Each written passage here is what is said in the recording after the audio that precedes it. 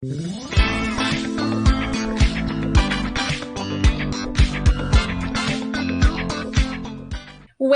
to the Smarter Sales Show. We're so excited to have you here. If you're a sales pro, a sales leader, or you own a business, or you're one of those people that would never call themselves a salesperson, but you have to sell in order to build your business, this show is for you. This is your weekly tech tips and technique tune-up with a special focus on virtual selling. You may be watching this on the Sales Experts channel. Welcome. YouTube or even LinkedIn. You could even be listening to this as a podcast on while you walk the dog for your third time today. No matter how you hear, we are glad you are. If you're one of our loyal listeners, you'll already know that this show features Merritt talking about sales technique and emotional intelligence, while I will be showing off cool tech tools and tips for savvy sales pros. I'm Julie. Every episode is centered around a theme, and we're always sharing our favorite resources and recommendations, so make sure you check out the notes or the description for all those links. Now, this is a super special episode. The theme for this episode is using data to make better decisions about people, and that is why we've invited a special guest who specializes in this topic. Are you ready? Let's get smarter in sales.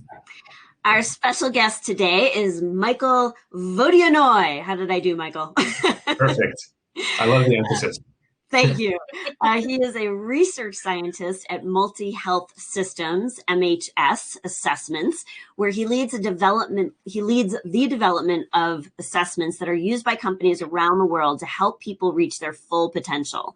Michael is the lead research scientist on the Sales AP, which is the Sales Achievement Predictor, as well as the EQI 2.0 and the Entrepreneurial Edge. He has a master's degree in industrial organizational psychology from Hofstra University and is managing member of Science for Network, an educational platform that helps executives use scientific research to improve their management decision-making, with over 80,000 readers per year. So you might be wondering, all right, well, the Smarter Sales Show, why did we invite a research scientist to help you sell more and stress less? And I'm glad to make me happy. Did you do it to bring me great joy? Yeah, this is not my happy spot, but yeah, Julie loves this. But two main reasons, I mean, I think I've said a couple of times in previous episodes, never be in an argument with reality, right? That's just one of my themes in life. And there's a big difference between what you think and what you feel you're good at when it comes to sales competencies and really what the data tells you. Now, there's two reasons not only to listen to this episode, but to really pay close attention to this conversation. One is, especially if you plan to hire salespeople or sales leaders in the future. The other is if you want to make sure that you are working on the sales competencies that will improve your own game as fast as possible, because this 4-pack of episodes has been all about setting you up for a strong year to reach your sales goals. So when we can zero in on the competencies that we need to improve on using data, that's going to help us improve and reach our sales goals. So thanks for being here. And Michael, I want to just welcome you again. As you know, we're all about supporting sales professionals. What do you think from your perspective as a researcher? What do salespeople and sales leaders really need to understand about this topic? Yeah, good question. Well, first of all, great to be here. When Merritt asked me, am I open to joining? I couldn't say no, because how could you? And it's a discussion and a conversation that I'm so excited to have. In terms of the competencies that are most important, I have some data that I've looked into. So where to start? So first of all, as Merritt mentioned, I've worked on developing an assessment for salespeople called the Sales Aptitude Profile, or the Sales AP. And we did a very broad look at the literature and the science and the research on what personality characteristics, what competencies have made salespeople successful across different industries. And so we took the 8 top competencies and we put them into this assessment. So we have those 8 already from the literature. You're going to tell us what those 8 are, right? Well, I can definitely get into those. The other source that I pulled from as well is just our database of the people who've taken the EQI and the different elements of their emotional intelligence. And I pulled data from, just for this conversation, from about 4,000 North American sales professionals, just to see where they sit on that spectrum. And so I have that as well. And so I'll just share a few. So from the research that we've done, first of all, achievement motivation, being driven, setting high goals for yourself and consistently striving to achieve them, setting plans and following it, which isn't necessarily the first thing you think of for sales professionals as, you know, the salesiest of skills, but it's important not only in sales but across so many other areas, is being driven and striving to meet your goals. Don't we all kind of think that we're driven people? I mean, don't we, salespeople especially, we all kind of want to identify as that. Is that so with this assessment, you can tell if somebody's trying to fool you, like if they really aren't driven for achievement, but maybe they say they are? No, that's a good question. So we have a couple of checks and balances built into the assessment to catch people who are either faking or trying to convey an overly positive impression. So, you know, in a hiring context, that is going to come up more frequently, right? Where somebody's a little bit more motivated to present themselves in that way. And it certainly is not going to catch everybody. And so when it comes to hiring, you want to be careful about how you use certain assessments and know really what you're getting into on that front. One recommendation we have is just make sure you're not basing your entire decision just on the assessment. Make sure you're, you know, doing normal interviews and other things that you're going to want to do. Yeah, so definitely can catch some of that.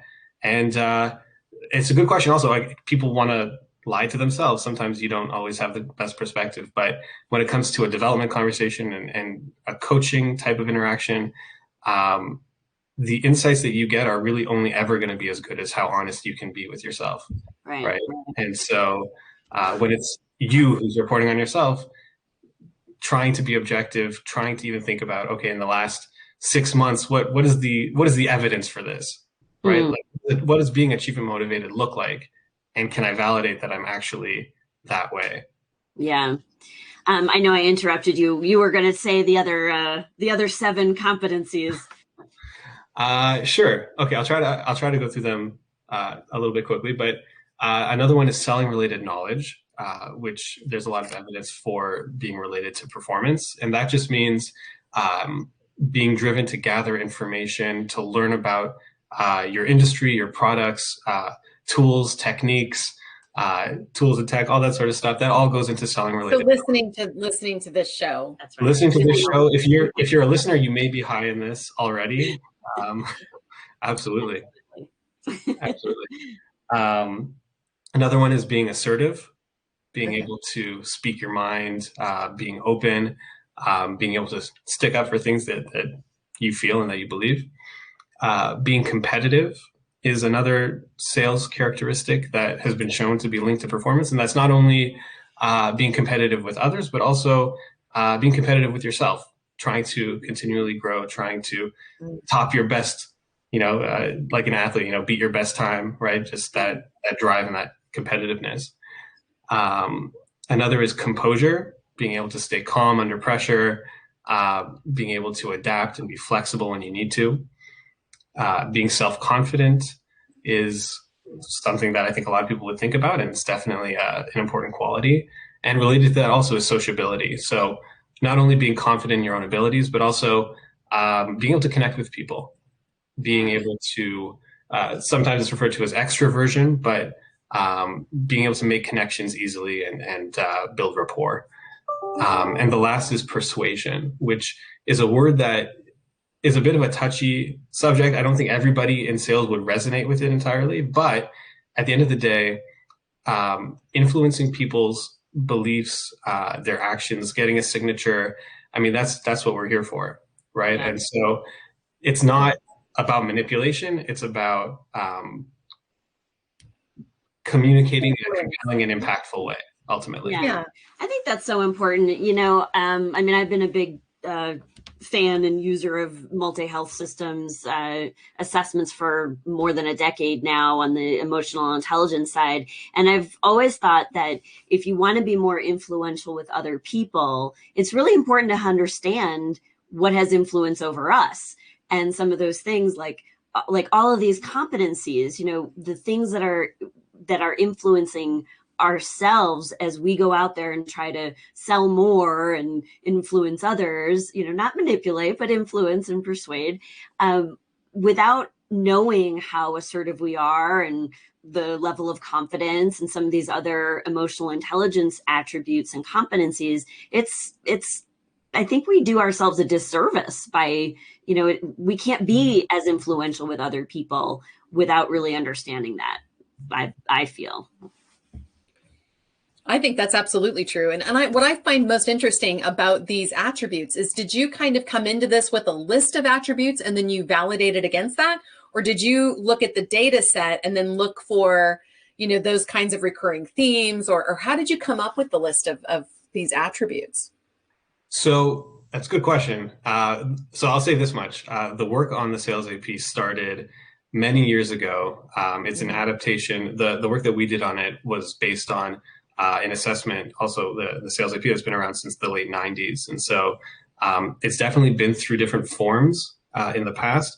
When we looked at it and we just launched in December or November, we wanted to be driven as much by the research as we could. And so we did have the work that had been done on the old assessment. And so there was definitely some assumptions and some ideas coming in, but then we also wanted to just get the firmest, you know, most research-based information that we could to build that list. Yeah, that makes complete sense. And how do you find, you know, that people leverage this information? Like, how is it being used in organizations and by sales leaders? Like, what are they doing with it and how is it helping them? So, I mean, for us going into building the product and thinking about how it was going to be used and how people have used data and our other tools as well, we focused on that development conversation and the hiring context. And there's a multitude of ways, because at the end of the day, this is a set of data that can be used and picked apart and manipulated and used for all sorts of things. But primarily, we're looking at coaching, thinking more about that one-to-one manager, you know, to salesperson relationship, or, you know, professional coach, and how they would use a tool like this to drive insight, self-awareness, and development. And then in the hiring context as well, data is so important, and more companies are incorporating assessments into their hiring process. And it just helps build more objectivity, greater accuracy, and help, you know, hold the biases to the side when you're trying to find the right people. So those are the primary ways, but it's obviously, you know, can be used any number of ways. Yeah, I think one of the things that I've seen companies do really well is when they use a candidate screening tool like the Sales AP to do better interviews. And that's one of the things that I think was really interesting about this tool that you guys have developed, because it has a whole laundry list of questions based on how somebody scores that you might want to ask in an interview. It's kind of like a guide, which is pretty cool. As I remember back in my manager days when I was hiring people, and man, salespeople, they know how to say the right things in an interview. And unless you have some, you know, data on your side, it can be really hard. I found myself wanting to like people that just gave off that energy. And, you know, at the end of the day, if they didn't have those 8 competencies, it wouldn't have done me any good to bring them into an environment where they weren't going to be successful. That wasn't going to be good for anybody. So it's kind of interesting to have that information sooner in the process, I think. Michael, I'm curious, have you, I think virtual selling is not something that we've like assessed separately from sales competencies. I have my ideas about what I think are the more important competencies in a virtual sales world. But do you have any thoughts about which competencies might be more or less important, either from the sales AP or maybe from emotional intelligence? Yeah, I mean, I have some ideas. I haven't researched it myself. And as somebody who is not selling, as many of your listeners would be, I can't necessarily speak from my experience. And so some of these ideas might resonate or might not. And you can let me know what you think. But the ones when I was thinking about this that I thought of, number one, that selling related knowledge. Not being able to be in front of people, to me, means that you need to be even more prepared. You know your facts, you know what you're coming in with, and being diligent beforehand, I think, is more important than ever. And I mean, I don't know if that's so controversial. I think coming prepared is pretty important. That makes a lot of sense. And I think you're right, Michael, in that one, especially because, you know, one of the things that's happening, and maybe this relates as well to composure, but, you know, people are working with technology that they haven't used before. This is one of the things we hear a lot, right? Thousands of salespeople are being thrown into the deep end. And the more they have around sales knowledge, that relaxes them, right, Merritt? That means that that's one less thing they have to be worried about. Right. Because if they're worried about the tech and they don't know what they're going to talk about and they aren't confident in how to manage that sales process and the techniques that go with it, I could easily see how that would overwhelm a salesperson and make it much more challenging. Yeah, because you want them to be able to focus on, you know, how do I build trust? How do I connect with people virtually? And, you know, they need to maintain their own composure when there's so many things around them that they hadn't been, you know, skilled and trained and experienced in dealing with in a sales interaction. I think along those lines, on the other side of the spectrum, I can certainly make the case for sociability being really important in our traditional way of selling. But in this virtual world, I wonder if that's as much of a competency, or if that actually could hurt somebody. Like, if I'm really sociable, do I feel inhibited by virtual sales? You know, does that competency really help me? I don't know. I'm still looking at that one. Yeah, well, I think my general take when I'm coming up against that question of how has the virtual shift influenced pretty much anything is my default, my instinct is to say that all of these things are still similarly important as they would be in person, but in many cases even more important. Thinking about, you know, the barriers now that are being put up between us, it's not that you don't have to build rapport anymore, right? It's even more important to flex those muscles and to make that connection when you're not in that normal environment. But to your point also, how do people react who are highly sociable but aren't used to dealing with the tech, right? Do they fall to pieces? Do they say, you know, I can't handle it? Or can they be flexible and can they adapt their style? And even more than that, what do you do when it all goes wrong, right? What happens when the Zoom link doesn't work or the cameras aren't on, right? What? That never happens. Never happens. I mean, yeah. You even need to create an emergency guide for preparation, right, Julie? Because there's no emergencies. Seriously. Yeah, well, we've all been there, right? But that's like, even when things are going well, how do you react? But then when things are going poorly, right, it's even more important. Yeah, I think it's interesting because you know, I've used your EQ 2.0, the emotional intelligence assessment, for many years, and there are some different competencies for that than there are on the sales aptitude profile, which, because the emotional intelligence, obviously that's important for everybody, right? We all want to be emotionally intelligent. I would be, you know, make a strong case for why it's even so much more important for anybody who's in a sales role. So there were some competencies that are important or that are measured on that emotional intelligence assessment that are not measured necessarily as a specific competency on the sales AP. Was that a deliberate choice? I mean, I guess you can only measure so many things. How did you make those decisions? Yeah.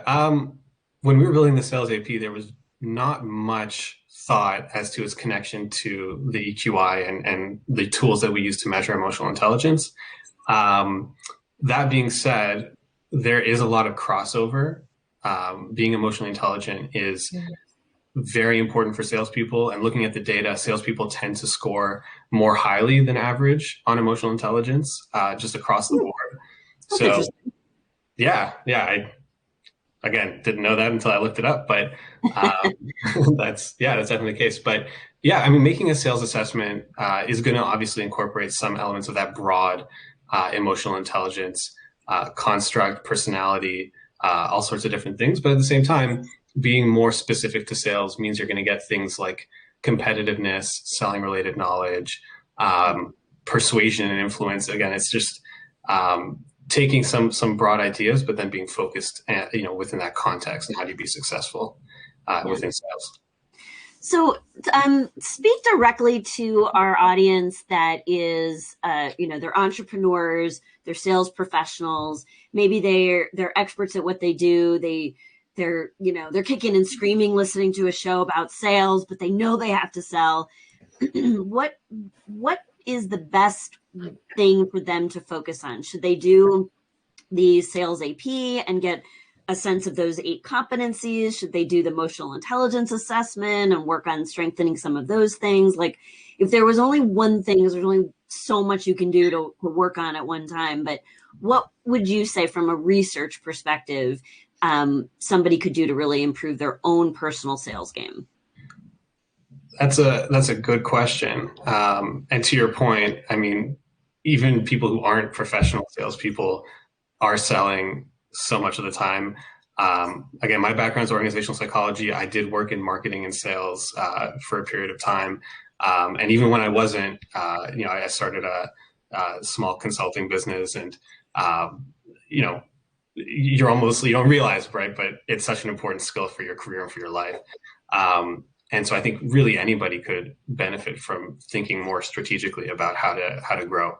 I would say the sales AP in and of itself is a great place to start for a couple of reasons. One is that it's sales focused. So we took ideas that can be applicable in different settings, but we wanted to make sure that it's geared towards just that skill set.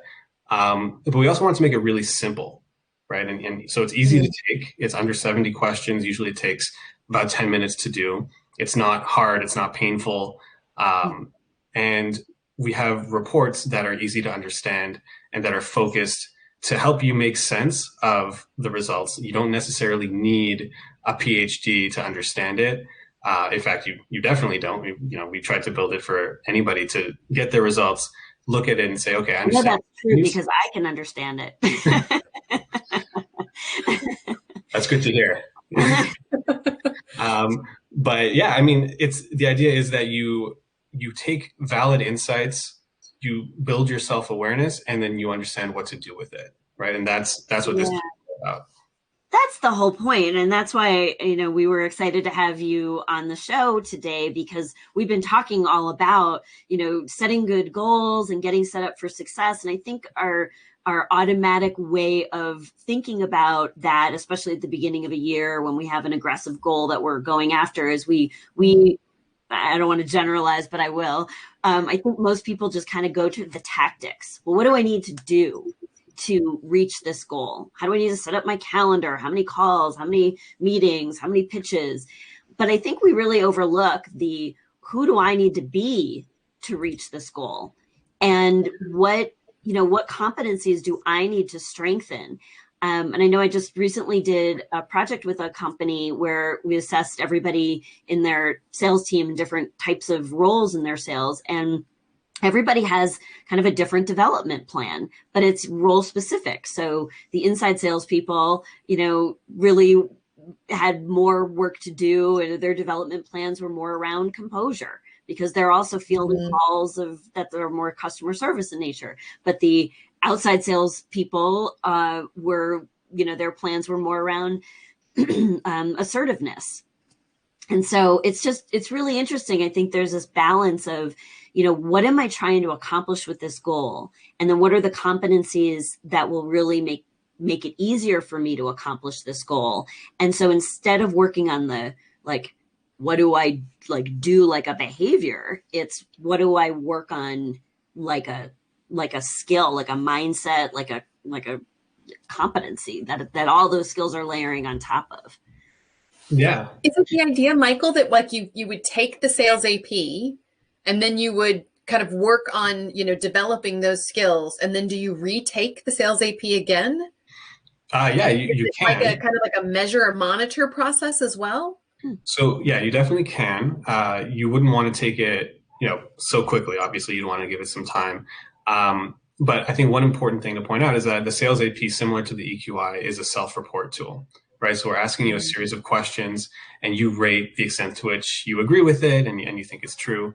And then you're ultimately giving yourself a rating, right? And so it differs from a test of ability, right? It's not testing your sales ability, which might be sort of more naturally fit to what you're getting at, which is, have I actually grown my abilities in certain areas, right? Okay. And so really, like, what you're growing, if you're seeing a change on the sales AP, is your perceptions of your competencies, right? Oh. And so that is usually reflective of real material growth that you've made, but you do want to give it some time. You want to, be conscientiously working on different things, and then 6 months later, check in, see how it's, if you've seen a movement.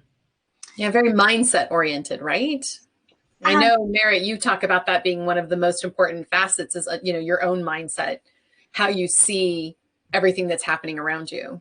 Yeah. And I think it's that how you perceive yourself to be that, when you look for evidence in the real world to validate that you have made those changes, that's where some of the things that you've recommended, Julie, make sense on the technology side. Like, I can track better. I can measure that I'm sending out more emails. I can measure that, I have, you talked about your tech it up trio, right? Yeah. So, and as part of that, Michael, Julie had shared in a previous episode, about figuring out what technology you need to trash, what technology you want to improve on, and what are a couple of apps or tools that you use regularly in your business that you really need to master. So as an example, this is a great blend of this too. So if I perceive that my self-confidence and my sales related knowledge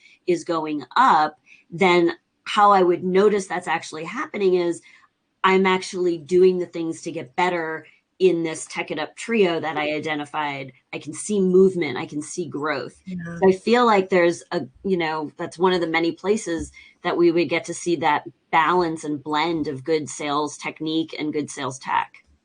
Definitely. Yeah, that's really great. Even beyond that, like, you take the sales AP, you say, okay, I need to develop assertiveness or sociability, let's say. But when you're making your development plan, you're setting goals, the goal isn't necessarily to score more highly on this assessment in 6 months. Yeah, right. The goal is to sell more or, contact more people, or, you are setting those external goals that can be measured. Right. And so to that point, right, it's definitely a blend of those, those data sources.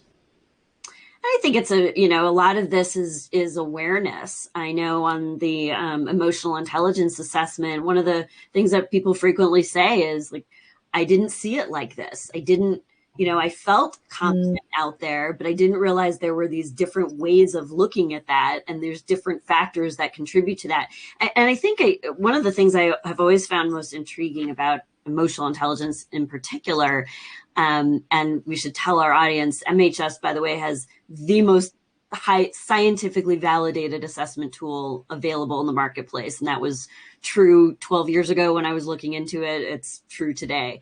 But I think it's those combinations of attributes. So one of the ones that I've talked about a lot, Michael, is the balance between empathy and assertiveness, especially in virtual selling.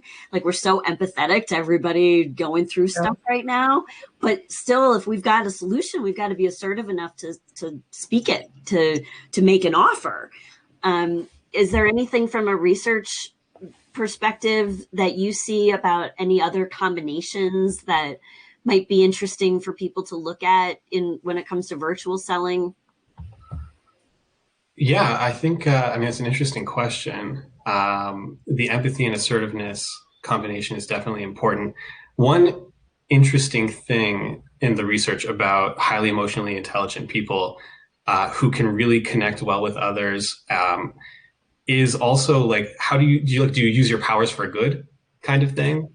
You know what I mean? And having Mm. great, sociability, persuasive, capability, Mhm. being really charismatic, right, are so important to be good at your job. But having empathy, having a sense of social responsibility, wanting to help other people, um, it's like there's you want to have those things built in so that you're not using your powers for bad, but you're using them for good. So I think that might be one combination that's going to be super important, and also um, even in the long term for your own performance, right? It's those guys are not just for being a good person, right? But I think people can also sense what's going on behind the mask, and are you being authentic? Are you, you know, Mhm. being straight and honest. Yeah, yeah. Well, I want to use my powers for good and not for evil. I I'm still on the fence. well, let's see.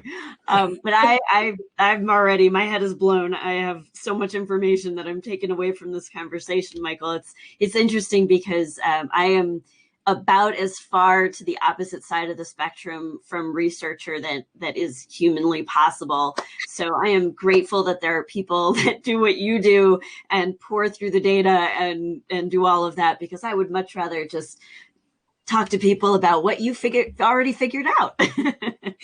But you really opened my eyes, some of the things that you've shared today, especially around having those competencies as a launch point for what people can really work on. And I think that's a really important point. And it's one thing to look at a report from my own perspective on my own performance, but it's another thing when you have an impartial view. And I just think we don't do that enough for ourselves, to just really get a slice of who we are from an assessment, whether it's MHS assessments or any other assessment company out there, but to really see it from a third party perspective, so that we can be a little bit more objective about what we really need to work on. So that's a big takeaway for me. How about for you, Julie? I have to say my big takeaway, I thought it was just super interesting what you had said about in the virtual sales world, the same competencies are important, but maybe more so. Like you're right. I think that there's a moment that we're all sitting in right now as sales professionals where we're distilled, right? We're like focused, and we're like orange juice concentrate, right? We're like super, like we're in a can. But I think that's really a great point, is that now more than ever, we have to be ultra aware so that we can leverage that concentrated aptitude and really take advantage of it, or really find out where our gaps are so Yeah. that we can develop those skills even better. So I thought that was a really interesting observation, and I think it's right on. I think it's spot on. Well, it's such an interesting environment, right? Because we're behind a computer screen, and we always talk about automation, and I think that sales professionals and humans actually interacting with other humans is never going to go away. And it's not that it's these skills that are the reason why, right? At the end of the day, we need to connect with other people, whether it's through a computer screen, whether it's in person. It doesn't change the fact that we're still human beings interacting with each other at the end of the day. Yeah, that is so important. That's incredibly important. And I think that's it's actually a great lead into our theme for the next 4-pack series, if you don't mind me jumping in on that one.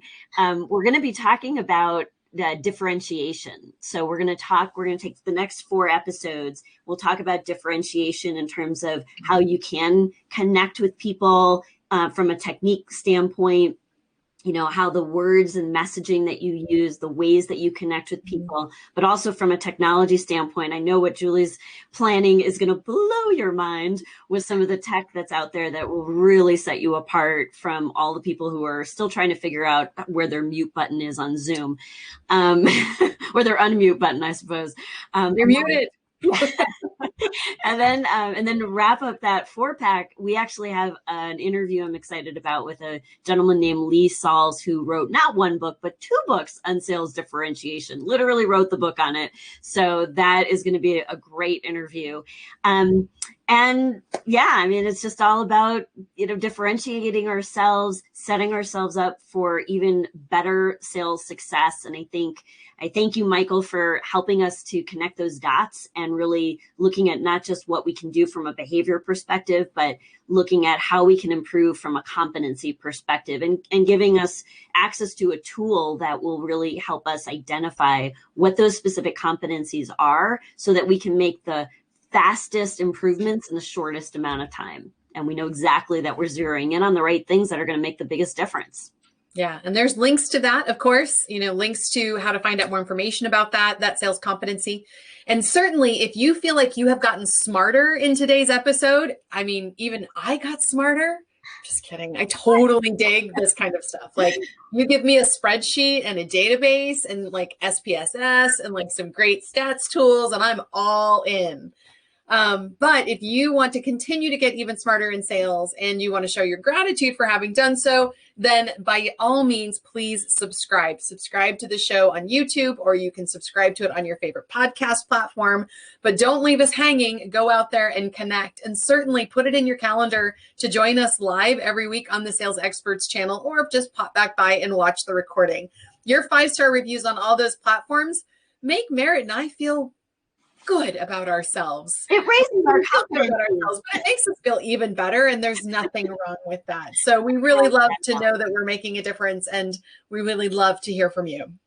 And also, if your company is planning a virtual or a live, dare I say it, in-person event, and you'd like to know a little bit more about how to bring a special custom episode of the Smarter Sales Show specifically for your team, give us a shout, let us know. You can always reach us at hello@thesmartersalesshow.com. And if you're on the Sales Experts channel, all the links and everything are in the announcements section. And if you're listening on the podcast, check the show notes for all the links. Michael, thank you so much for joining us today. Really appreciate it. Also, Michael's contact information is also included in the show notes and announcements. So if you'd like to reach out to Michael directly and let him know what a difference he made for you today, then by all means. Thank you so much, Michael. I'm Julie Holmes. And I'm Merritt Kahn. Happy Smarter Selling, everyone.